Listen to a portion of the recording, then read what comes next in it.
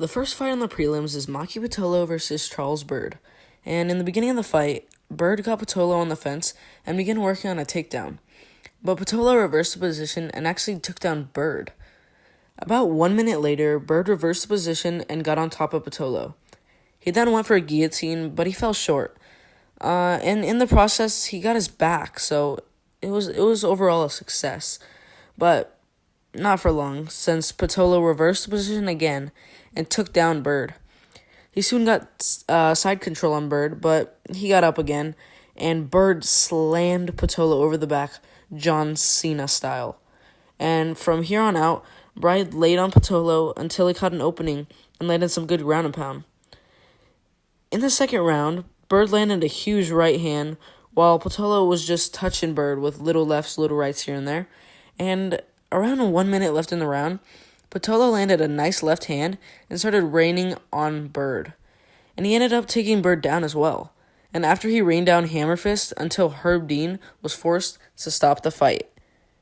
Pitolo won this fight by TKO. The next fight on this UFC 250 fight card was Cody Stamann versus Brian Kelleher. At the beginning of the first round, Cody Stamann was landing some good strikes and a couple good leg kicks.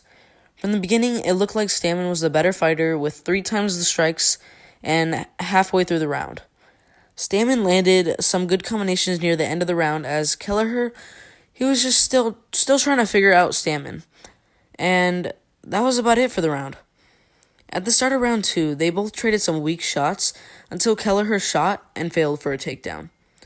Cody then started to get some good shots in, and he was looking pretty good. In the middle of the round, they started trading hard, with Stamann winning most of the exchanges. Stamann then completed a really nice takedown and got into full guard with only 1 minute 30 seconds left in the round. He then started to get some good ground and pound and landed some good elbows until the round ended. In the beginning of round 3, Stamann had Kelleher on his back and let him get up. But after they both traded a couple weak shots, Stamann upped the power and landed some bangers. Kelleher then realized he was losing and started to throw some big shots of his own, but there was no luck. Then with 1 minute 30 seconds, Kelleher put some pressure on Stamann, but Stamann started to slow down a little bit. With 10 seconds left, Stamann went for a guillotine, but the fight ended because he didn't sink it in. This fight went to the scorecards, where Stamann actually ended up winning the fight by decision. The third fight in the prelims was Ian Heinisch versus Gerald Meerschaert. And at the beginning of the fight, there was a couple good leg kicks thrown by both people, and they looked pretty equal. Heinisch then landed a huge punch and finished Meerschaert. This was really fast.